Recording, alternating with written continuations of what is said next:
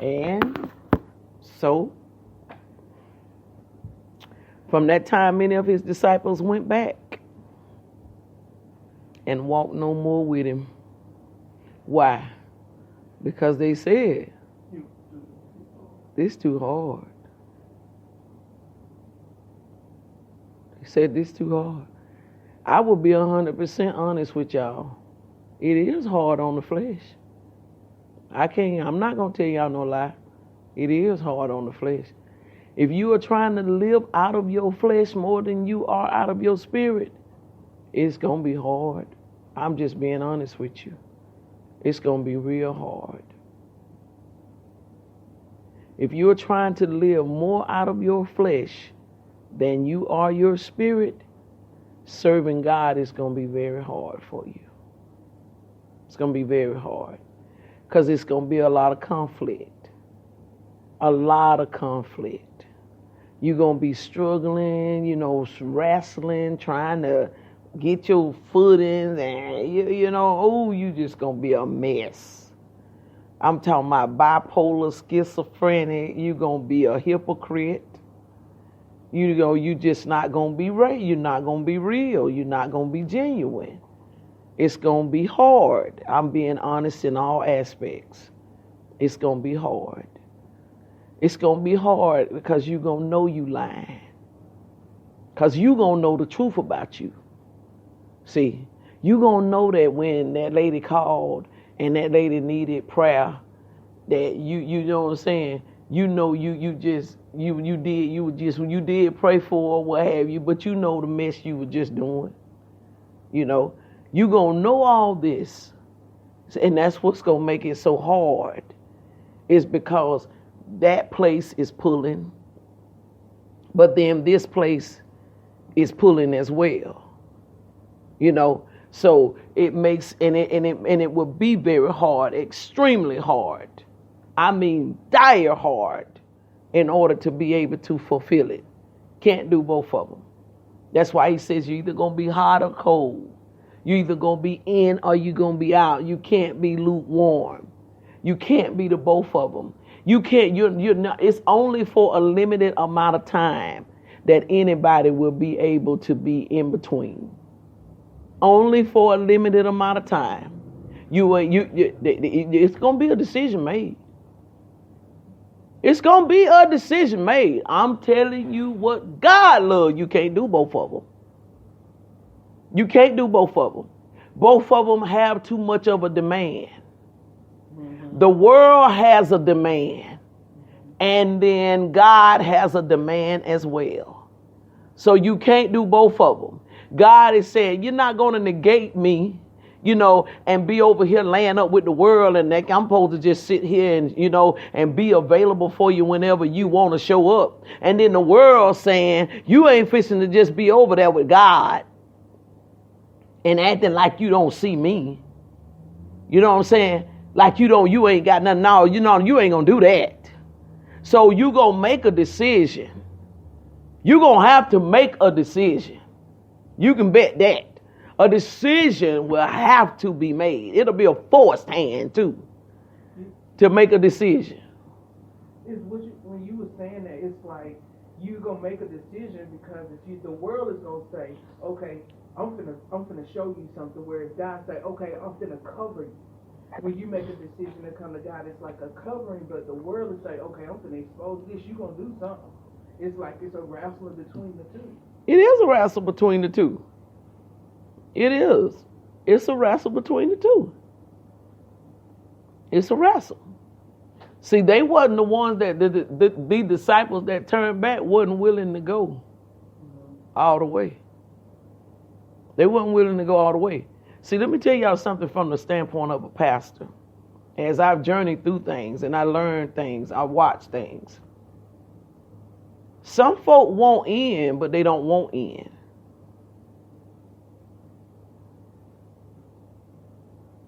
Some folk want in, but they don't want in. They want in enough just to be able to say I'm in because of some blessings that come from being in. but I really don't want to come in.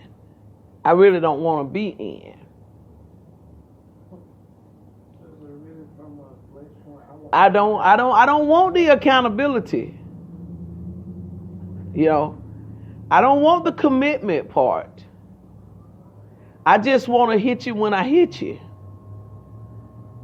You know, and don't be no hard feelings if you don't hear nothing from me.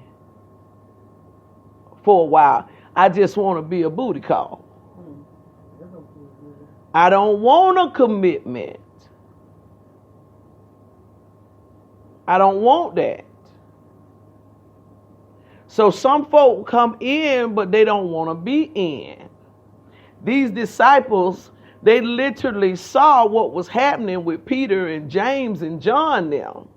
They saw the blessings that were on them and said, shoot, let me get in over here.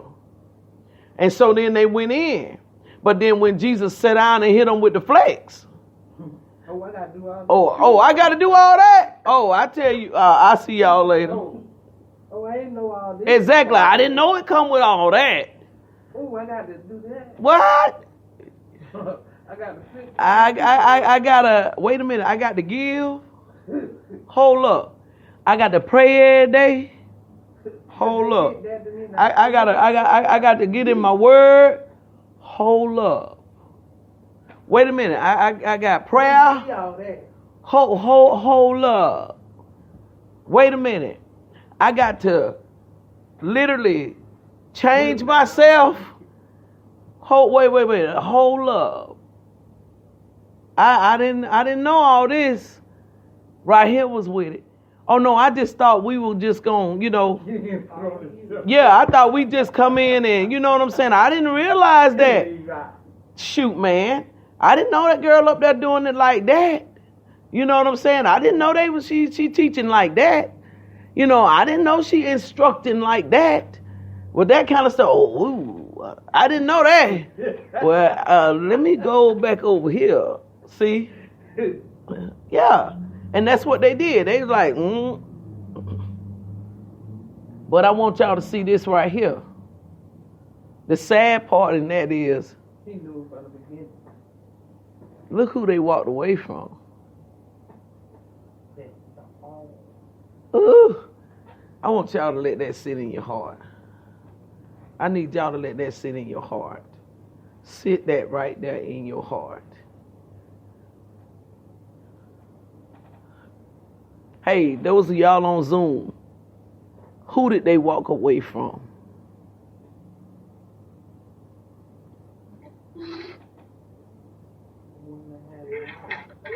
God. That's right. They walked away. They walked away from God. I need y'all to tell me something that's worth walking away from God. Nothing. Nothing. Not a thing. Not a thing. It's worth walking away from God. Do you not know anything that you put before God, He literally has to tear it down? He has to literally tear it down. He has to fight against anything that we put before Him. Because His place in His position is number what? And so that means that something has gotten on His territory. We ain't gonna let nothing get on now. So what He's saying is give me my place back. So I've said it in here before, and I say it again. It's nothing wrong with you loving something. You just better make sure it's number 2, 3, 4, and 5. Show you right.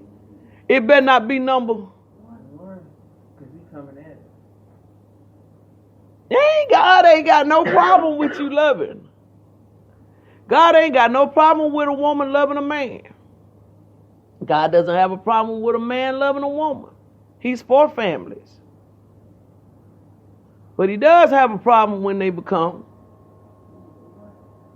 number one. He does have a problem with that because that's his seat. That's his seat. And if I said this in here and I'm going to say it again because it warrants me having to teach this to y'all.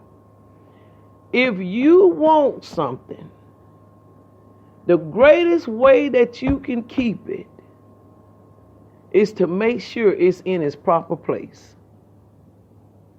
If you ever put it before God, you automatically just damned it.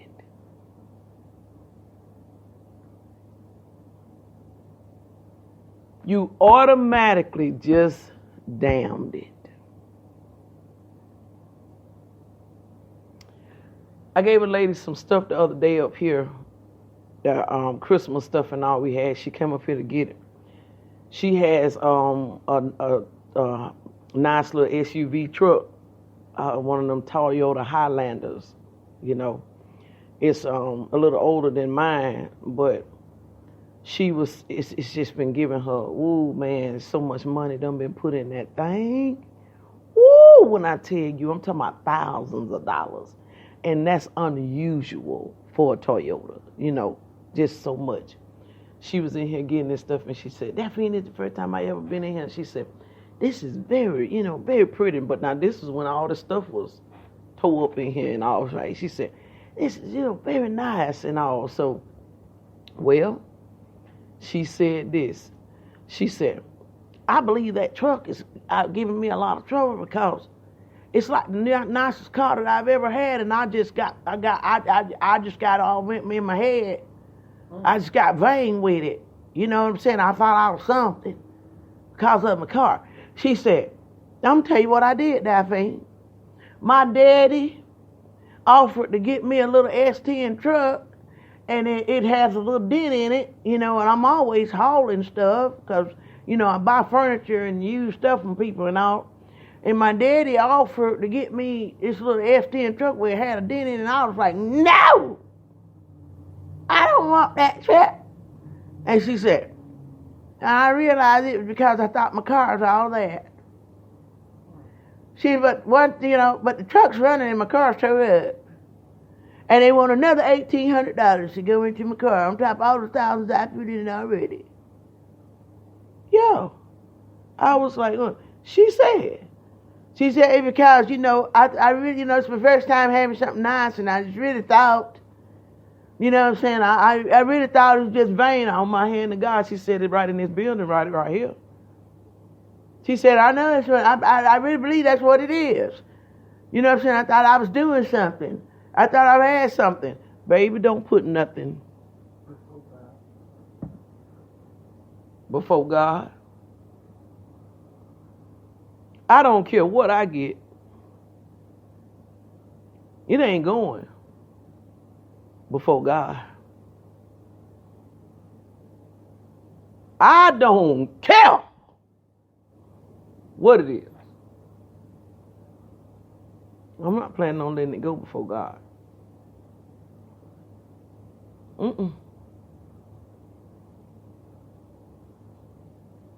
The quickest way to lose something, put it before God. Take on responsibilities with God and then start letting something get in front of it and watch what happens. Oh, you might not lose it right off at the rip. And I'm going to tell you why you don't lose it right off at the rip. Satan would much rather see you fall from here than to fall from here. You lose more the higher up you go, because you've obtained more. So he'd much rather see you fall from a higher place. Your name takes a bigger hit when you fall from a higher place than a low place. Nobody realizes anything about you if you mess around and lose $5. but lose 50,000.